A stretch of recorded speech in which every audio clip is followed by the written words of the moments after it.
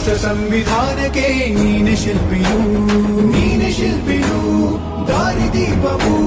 ನೀನೆ ಕಲಿಸಿಕೊಟ್ಟೆ ಸಮಾನತೆಯನು